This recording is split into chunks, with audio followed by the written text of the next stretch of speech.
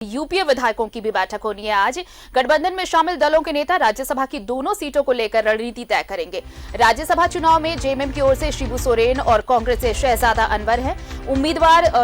ये दोनों बताया आपको कि शहजादा अनवर को उम्मीदवार बनाया है कांग्रेस ने। 2 सीटों के लिए 19 जून को चुनाव होने हैं।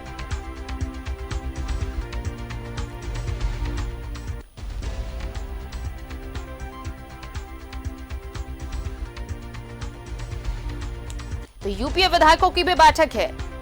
बताया आपको कि गठबंधन में शामिल दलों के नेता राज्यसभा की दोनों सीट को लेकर रणनीति तैयार करेंगे। एक सीट शिबू सोरेन जिस पर उम्मीदवार है उनका जीतना तय, लेकिन दूसरी सीट पर 2 उम्मीदवार दीपक प्रकाश और कांग्रेस के शहजादा अनवर। और शहजादा अनवर के पक्ष में आंकड़े जुटाने के लिए तमाम रणनीति बनाई जा रही है। और आज यूपीए विधायक दल की विधायकों की आज बैठक भी है जिसमें यह रणनीति तैयार की जाएगी।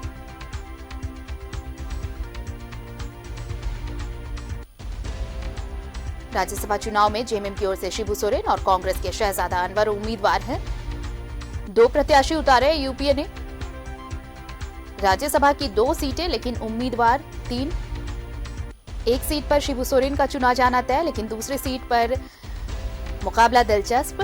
हालांकि बीजेपी का दावा है कि आंकड़े उसके पक्ष में है, जबकि कांग्रेस कह रही है कि नतीजे बताएंगे कि आंकड़ा किसके पक्ष में है।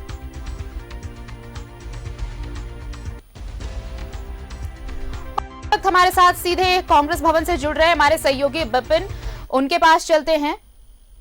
बिपिन, देखिए आंकड़े जुटाने की कोशिश में दोनों लगे हुए हैं। पहली सीट तो मानिए कंफर्म है, शिबू सोरेन की जीत है, लेकिन दूसरी सीट के लिए शहजादा अनवर और दीपक प्रकाश। एक तरफ एनडीए विधायक दल की भी बैठक है, लेकिन दूसरी तरफ यूपीए विधायकों की भी अहम बैठक है जिसमें जीत की रणनीति तैयार होगी। क्या कुछ हलचल मची हुई है कांग्रेस की ओर खेमे में फिलहाल? जी देखिए, अब से कुछ घंटे ही बचे हैं राज्यसभा के चुनाव के लिए। 19 तारीख को वोटिंग होना है और झारखंड में जिस तरह से राज्यसभा का अब तक का इतिहास रहा है, बीते 1 दशक की अगर बात करें, चाहे 2010 के राज्यसभा के मामले में गौर किया जाए या फिर 2012 की बात करें, एक बार सिर्फ 2014 में निर्विरोध तरीके से 2 यहाँ से जो उम्मीदवार थे वो चुनाव जीत कर गए थे, राजद से प्रेमचंद गुप्ता और परिमल नाथवानी, जिनका की सीट खाली हुआ है और अब परसों इसके लिए वोटिंग होनी है। तो लगातार अब बैठकों का सिलसिला शुरू हो चुका है।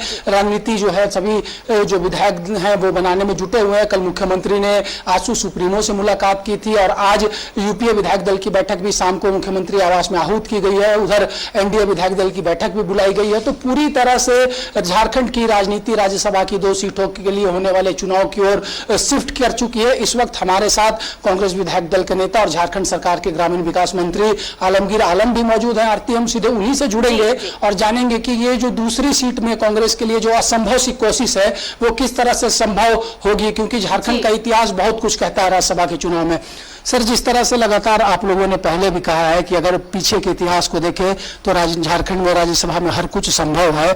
अब कुछ घंटे बचे हुए हैं, कल मुख्यमंत्री जी ने भी अपने तरफ से इनिशिएट लिया और सुदेश महतो से मिले, तो अब कितने आश्वस्त हैं आप लोग?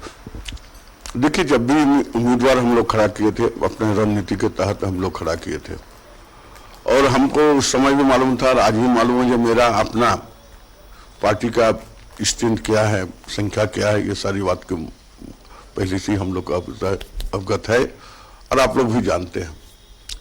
और हम लोग एक रणनीति के तहत अपने उम्मीदवार को खड़ा किए थे जिसमें निर्दल के विधायक भी हैं, कुछ पार्टी के विधायक भी हैं। सारे लोगों से बात करके हम लोग अपना उम्मीदवार खड़ा किए थे और आज भी उनसे चर्चा हो ही रहा है। आज यूपीए गठबंधन की मीटिंग माननीय मुख्यमंत्री के आवास में होने जा रहा है, खुलासा हो जाएगा। और अभी हम यही कहना चाहेंगे कि झारखंड का इतिहास और परिणाम बीच बीच में चौंकाने वाला आया है और मुझे लगता है कि इस बार का भी परिणाम जो आएगा वो चौंकाने वाला आएगा। बीजेपी की तरफ से उनके राष्ट्रीय नेता झारखंड पहुंच चुके हैं। 2 बजे से एनडीए विधायक दल की बैठक है, तो किस तरह से कांग्रेस की तैयारी है? बड़े नेताओं के आने की सूचना थी। पीएल पुनिया जिनकी ऑब्जर्वर राज्यसभा चुनाव के लिए, झारखंड कांग्रेस के प्रभारी आरपीएन सिंह, उनके आने की भी चर्चा चल रही है। देखिए, हमारे यहाँ तो प्रभारी से लेकर हमारे जो ऑब्जर्वर होता है वही लोग आते हैं और वो लोग आएंगे भी। मुझे जहां तक सूचना है पुनिया जी आ ही रहे हैं। तो नेताओं का आना का सिलसिला जारी है, अब रहेगा, सभी दल वैसा करते हैं।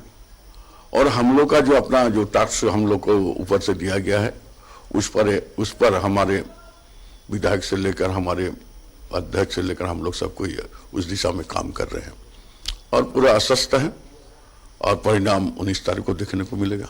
सर, यही एक चर्चा का विषय है कि आखिर अगर संख्या बल की बात करें तो कांग्रेस के अपने 15 विधायक हैं जो राज्यसभा चुनाव के लिए निर्वाचन आयोग का डायरेक्शन आया है। 2 विधायक जो कांग्रेस में शामिल हुए थे उन्हें निर्दलीय माना जा रहा है। बाबूलाल को बीजेपी विधायक के रूप में आयोग ने अपनी तरफ से मान्यता दे दी है। तो ऐसे में 15 वो निर्दलीय विधायक 17 और जो अन्य समर्थन अब तक कांग्रेस को मिला है, विनोद सिंह माले विधायक का, एनसीपी विधायक कमलेश सिंह का, इसके अलावा और कौन से विधायक आज की बैठक में पहुंच सकते हैं? देखिए, बहुत चीजें ओपन बोला नहीं जाता है और एक बात हम कहना चाहते हैं, 15 नहीं, कांग्रेस का 17 विधायक अभी हैं। 18 था, एक तो डेथ हो चुका है, लेकिन 17 विधायक अभी चुनाव आयोग का नया फरमान जारी हुआ कि इसको निर्दलीय माना जा रहा है चुनाव के लिए। लेकिन हमारा जो विधायक है 17 ही विधायक, प्रदीप यादव, बंदी तिर्की जो है कांग्रेस का है और कांग्रेस के ही वोट डालेंगे। 2 नाम आपने लिया है, विनोद सिंह जी का एनसीपी का जो यहाँ के प्रमुख नेता भी हैं, अध्यक्ष भी पार्टी का, वो दोनों तो वोट देंगे ही, पहले से ही तय है उन लोग का। और जो है वो पत्ता आपको 19 तारीख को ही देखने मिलेगा। एक आखिरी सवाल रहेगा, जिस दिन विधायक दल की बैठक आप लोगों ने बुलाई थी कांग्रेस भवन में, उस दिन आपने एक बड़ी बात कही थी कि अगर 26 वोट पर बीजेपी उम्मीदवार ठहर जाता तो सेकंड प्रेफरेंस का खेल यहां पर हो सकता है। तो सेकंड प्रेफरेंस को लेकर आप लोग आश्वस्त हैं कि जो आप लोगों ने तैयारी की है उसके अनुसार दूसरी सीट पर जिता लेंगे उम्मीदवार को? निश्चित तौर पर अगर किसी का 26 आता है तो सेकंड प्रेफरेंस हम लोग को ज्यादा है और हम लोग को जीतने की संभावना ज्यादा है। और इसका चर्चा हम लोग लगातार 17 और 18 2 दिन हम लोग करेंगे और सेकंड प्रेफरेंस कौन कहाँ कैसे देंगे नहीं देंगे सारी चर्चा होगी और जीत के लिए आश्वस्त हैं। 19 तारीख को परिणाम आएगा, सेकंड ऑप्शन का भी रास्ता है, वो भी हम लोग देने का काम करेंगे। तो आरती आलमगीर आलम साहब ने साफ तौर पर कहा कि संभावनाएं बहुत है, हर रणनीति का खुलासा नहीं किया जा सकता है, लेकिन हर तरह का प्रयास यहां पर चल रहा है किस तरह से जो अन्य विधायक हैं उनको भी कांग्रेस के खेमे में लाया जा सकता है। तो कांग्रेस का खेमा आश्वस्त है कि 19 तारीख को परिणाम पक्ष में आएगा और गठबंधन दोनों सीटें जीत सकती है। और इस पे जो सबसे बड़ी बात अब ये आती जा रही है कि अगर संख्या 26 तक आती है किसी तरह से बीजेपी उम्मीदवार की, तो ऐसे में जो सेकंड प्रेफरेंस का वोट होता है वो निर्णायक हो जाएगा, जो कि एक बड़ा आधार बना था 2018 में भी, जब धीरज साहू दशमलव कुछ वोट से यहां से राज्यसभा का चुनाव जीतने में सफल हो पाए थे। चलिए, तो अब 19 तारीख का इंतजार करना होगा विपिन। फिलहाल तमाम बातचीत के लिए बहुत बहुत शुक्रिया आपका।